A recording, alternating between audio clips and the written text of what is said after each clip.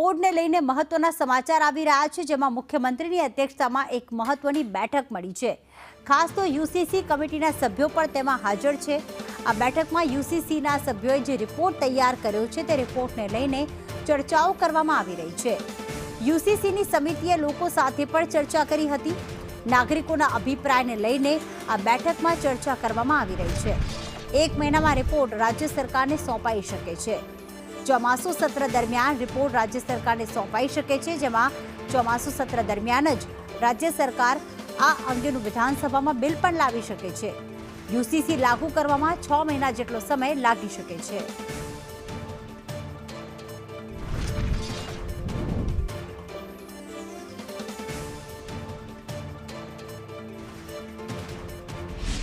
हम chief minister साहब से मिले, औपचारिक मीटिंग थी, उनके थोड़े व्यूज़ लिए, हम लोगों ने थोड़ा डिस्कशन किया, बस इतना ही और ज़्यादा कुछ नहीं।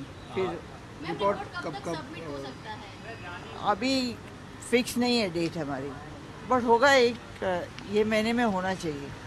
नेक्स्ट एक और एक्सटेंशन की जरूरत पड़ेगी? नहीं, ऐसे लगता नहीं है, ऐसे लग नहीं रहा।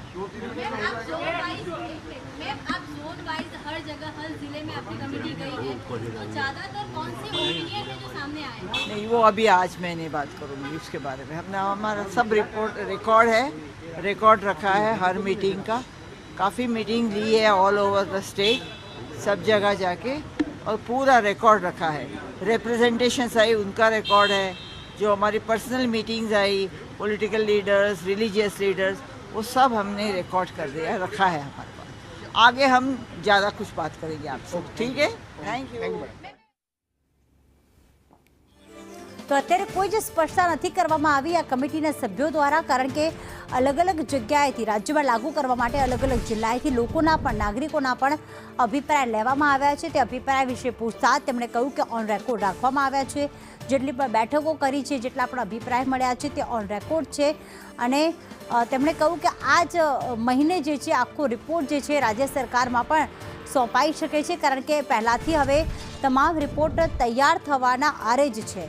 અને એવું જો સાથે જો આ જ મહિને રાજ્ય સરકારને રિપોર્ટ સોંપાઈ જશે તો પછી વિધાનસભાના ચોમાસુ સત્રમાં તેનું બિલ પણ લાવવામાં આવી શકે છે।